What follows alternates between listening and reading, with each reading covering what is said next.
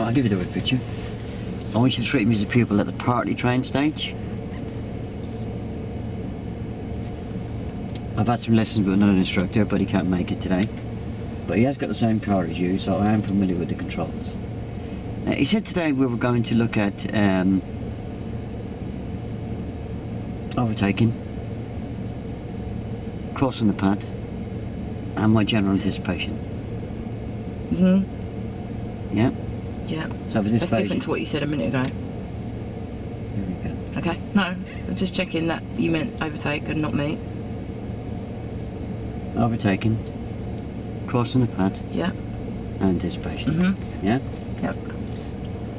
You get the word picture? Yeah. Right, so for this stage you can call me Tony, so if you're okay with that, I'll hand over to you to meet and greet.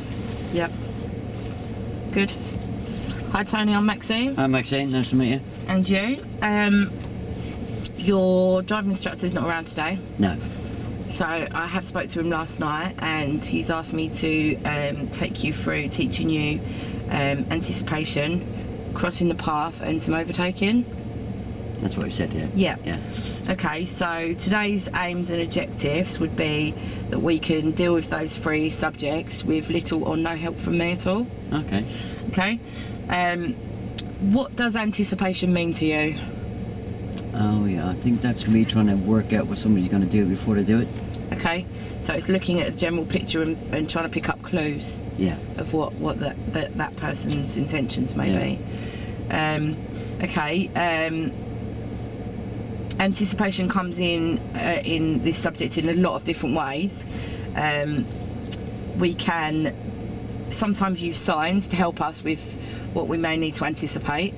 We've got crossroads, we may need to anticipate pedestrians because that's where paths meet. Also we need to anticipate cars from all different directions at crossroads. We have pedestrians, so we need to, if there's a sign, that's where there's obviously going to be a lot of pedestrians, so it's pointing that out to us. At schools we need to anticipate children or school crossing patrols. This here shows the road narrowing, so we need to anticipate other cars and what they may do in that situation. Also situations where we're turning into new roads, we need to anticipate pedestrians. In all situations we need to look at pedestrians and try and anticipate what they're going to do. When we're passing parked cars, we need to anticipate that possibly pedestrians or cyclists could move out from that row of parked cars. Also that cars could move away from the side of the road. Yeah. Whenever we see something that we think, right, we need to anticipate, well, that's what's going to happen there, the first thing that we need to do is check that middle mirror. And the reason that we check that middle mirror is because we need to see the speed and distance of the car behind us. All right. And we need to, if that car's very close to us, we need to see that happening earlier and brake earlier so that we can give that person a chance behind us to see that we're braking and be able to react at the same time. That makes sense, yeah. Earlier. Crossing the path. Yeah. There's a situation that shows us here. It's like approaching junctions. Like, Yeah, which car am I? It's very confusing. Here. So this is us here. Oh, the other car. Yeah. Right. Have you done approaching junctions before? If you're instructor? Yeah, I think we done a bit last week. Okay, so this is included in that subject. So it's when we're approaching, we'll say this is us, when we're approaching to cross the path of vehicles coming in the opposite direction on the other side of the road. Yeah. We need to decide whether we can cross, whether it's safe for us to cross in front of that car. And we need to make sure that we do this in a way that we don't make that car slow, stop or swerve. So the rule that we use is if you could walk from this side of the road to the other without making that oncoming vehicle slow, stop or swerve, then we can say that it's safe for us to cross the path of that vehicle. That also comes into crossroads, and it's usually major roads to minor roads. Okay? Overtaking. So as long as it's clear, as long as I can walk from there to there, I can go. Yeah. Safely, without making that car slow, stop or swerve. Yeah. If you have to make that car slow down, then it's not safe for us to pass. Yeah, so if I look at him and I can see that I can walk from there to there, I can turn. Yeah. But you need to be looking out for pedestrians in the no road. Oh, right. Okay, so if there's car's here and there's traffic here and you can't fit in there, then you wouldn't go. I had to drag that one out a bit, and Yeah, okay, sorry. And we're also doing overtaking. When we do an overtaking manoeuvre, we need to follow the MSPSL routine. Have you used this before with your previous driving? I think I've done it on my left and right hand turn. Okay, so it's very similar to that, but the routine that we'll be following we need to first of all check that it's safe for us to overtake, that it's legal for us to overtake, and that it is beneficial for us to overtake. Beneficial? Yeah. It benefits us to overtake. Do you mean necessary? Necessary. Oh, right. Necessary, that's the word I was looking for, thank you. Certain situations where we wouldn't overtake is a cyclist close to, if we were deciding we were going to turn left here, Yeah. we wouldn't overtake that cyclist, then cut in and turn left, because we're causing him a little bit of a problem. So then we'd hold back, so we wouldn't overtake that cyclist in that situation. We also can't overtake when we have this sign, which is no overtaking. We can't overtake on zigzag lines, and we also can't cross a solid white line. Some of this you may already know from doing, if you've been doing your practicing. Can I touch it?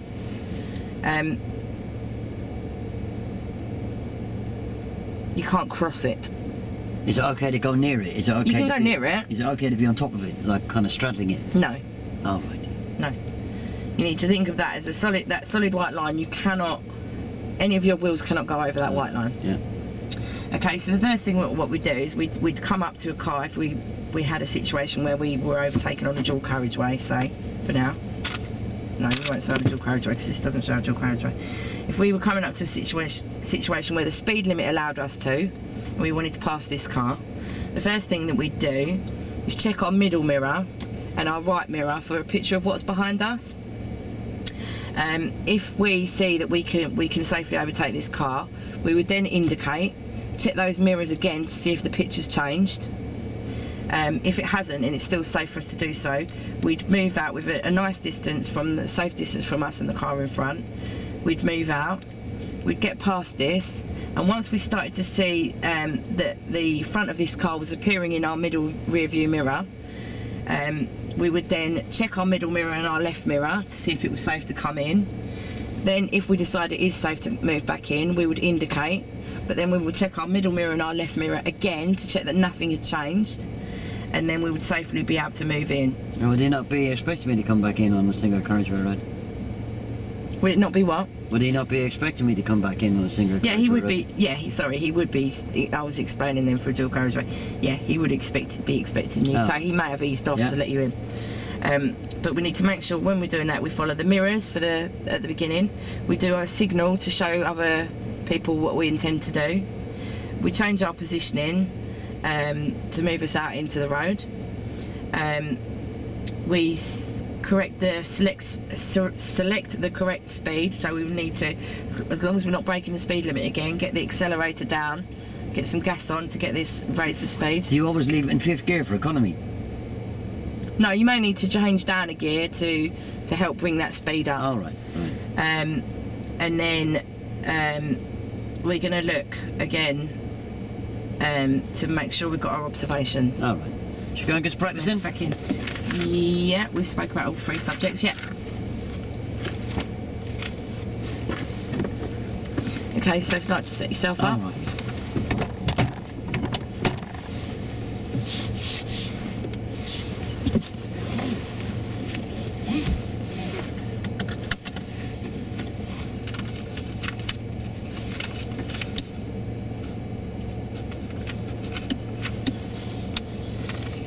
Yep.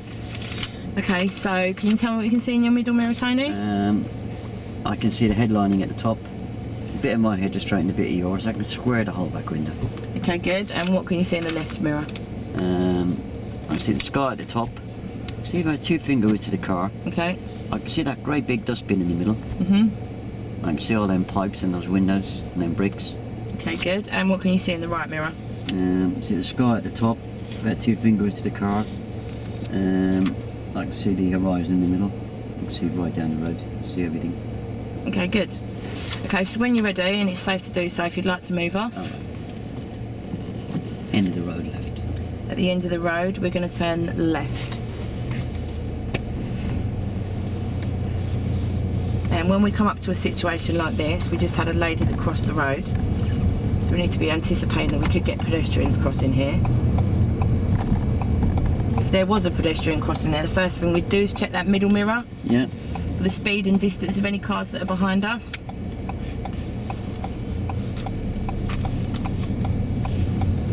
And turning right. And we're going to turn right. And again, we could get people crossing the road here. We've got a lady on the left, but she's not affecting us. But we could have people crossing the road on the right. So we need to look at them and try and pick out clues of what they may. Clues. Yeah, they may look over their shoulder or turn towards the road. So we need to look at little things like that that would help us to anticipate what they intend to do.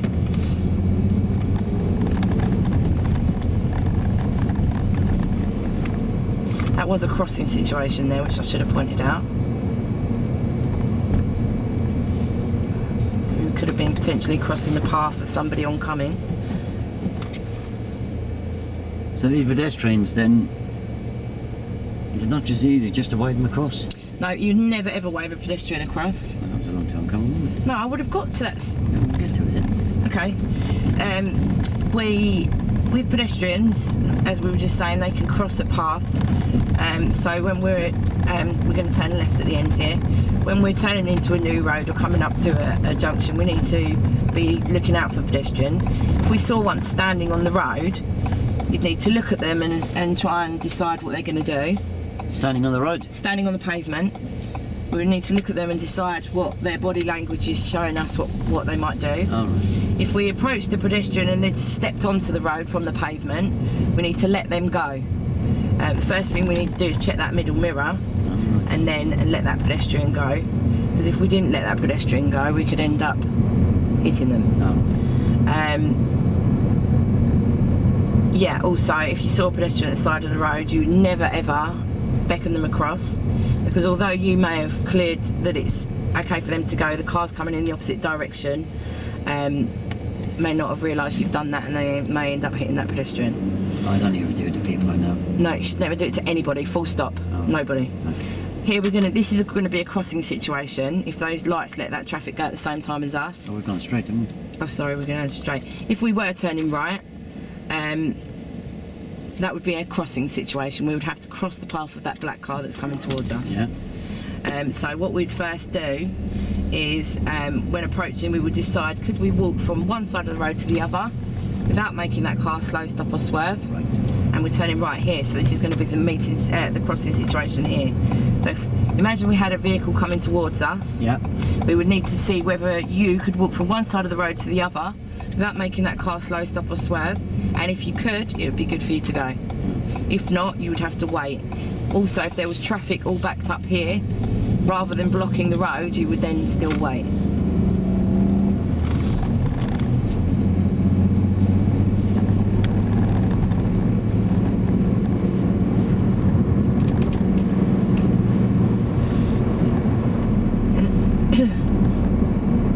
So we have pedestrians everywhere, but a lot of them don't cause any problem to us. Look at them, yeah? Yeah, you just need to look at them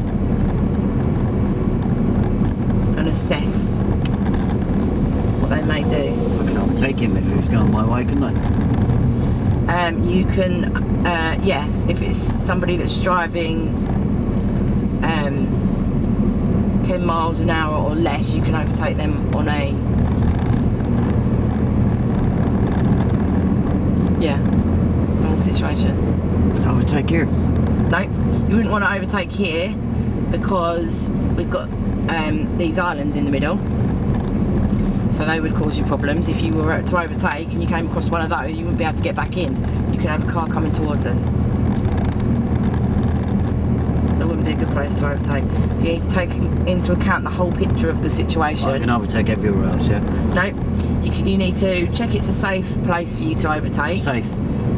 Safe and legal. If you've got a solid white line down the middle of the road, you are not allowed to cross that. a solid white line. You need to check that there's no sign saying no overtaking is allowed. Yeah. And also you need to, if it's an area you know, Yeah. and you know you've got a bit of dual carriageway coming up or a roundabout, it would be best not to do that overtake, because you know that soon that car may turn off. Or is it okay to break the speed limit a little bit to overtake? no, you can't break the speed limit at all. The only time you'd be able to overtake is if there was a car driving particularly slow. And as long as you didn't have to break the speed limit to pass that vehicle safely, then you could overtake.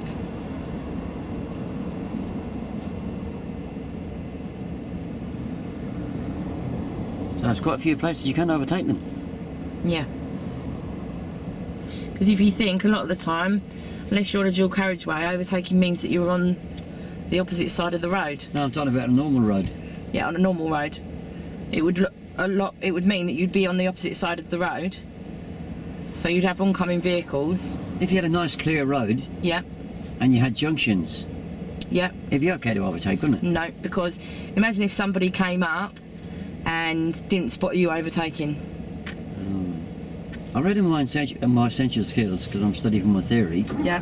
about dead ground and Yeah, you browser hills. Yeah, you can get situations on country roads where you have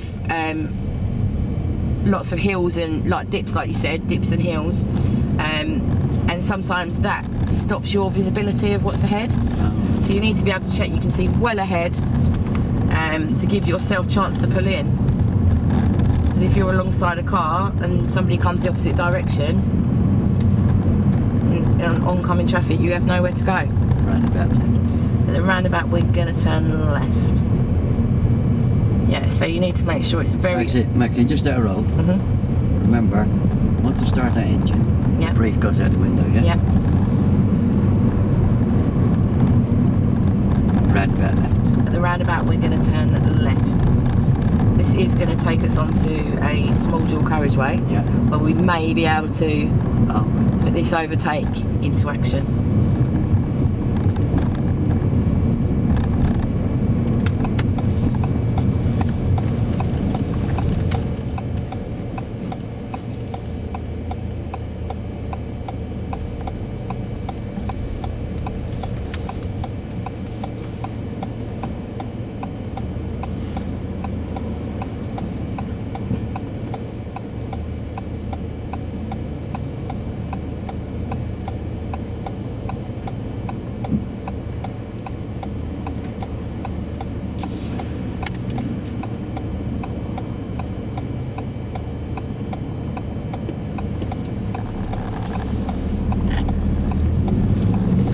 Coming on the left lane, Tony.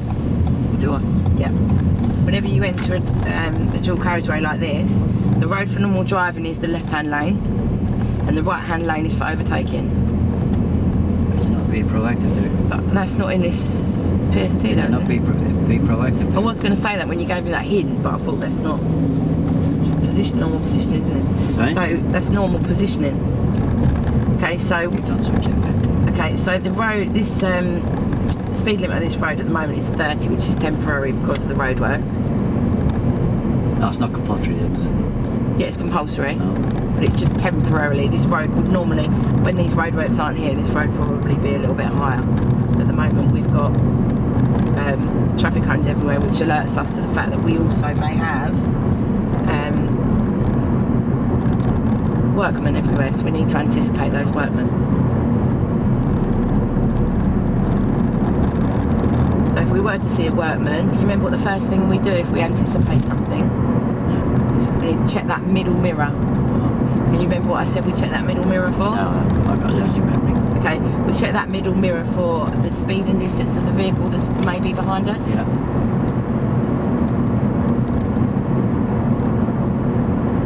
So,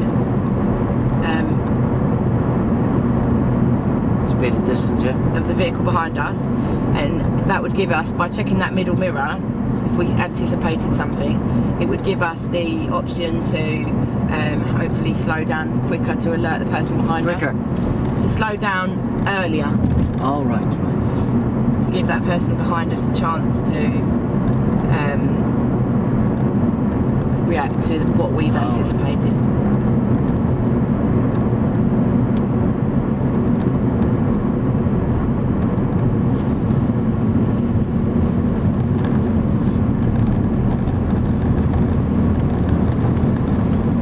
So I don't think we may not be able to get an overtaking here, but if we were, what we would do, the first thing we'd do is make sure we were a safe distance from the car in front of us.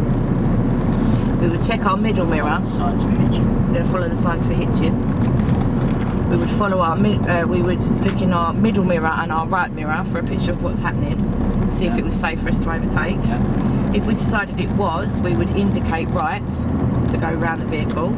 We would then check our middle mirror and our right mirror again to check that it was still safe and that nothing had changed, and then we would move out into the next lane. Right, all the way around back down the other side. At the roundabout we're going to turn right and come back all the way down the opposite side, which we may be able to then, hopefully, Yeah, I'm listening to you. get an overtaking. Yeah, so we'd move that into the right lane to move past the vehicle. Yeah. We would then wait until we saw that vehicle appear in that rear view mirror, Yeah. one that was on our left. We would then check our middle mirror and our left mirror to see if it was safe for us to move back in. If we decided it was safe for us to move back in, we would then indicate and then check that middle mirror and that left mirror again to Right. check nothing had changed. All right. And then if it hadn't and it was still safe for us, then we would then move back into the left-hand lane. And I keep the indicator running, yeah. And then you take the indicator off again. But if I'm just moving back into the left, surely I can just check that mirror there, can't I? No, you need to check that middle mirror because that just gives you a wider picture of what's happening behind. Whether there was a motorbike coming up that you wouldn't be able to see in that left mirror, just gives you a broader vision. Oh, I see him in the mirror, haven't I? Yeah, check the middle mirror and then the left mirror.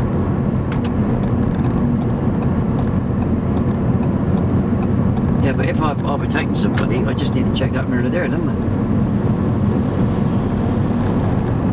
I can see everything in there, can't I? No, you can't see. There'll be a blind spot that you can't see with that.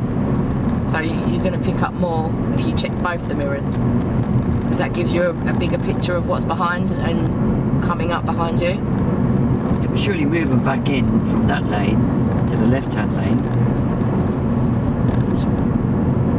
it's just important to look in there.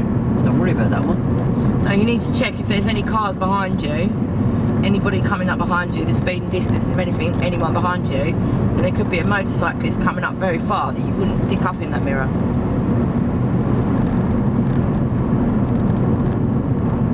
I'm sure I see him in that mirror. Would he look different in that mirror? He would look further away in that mirror.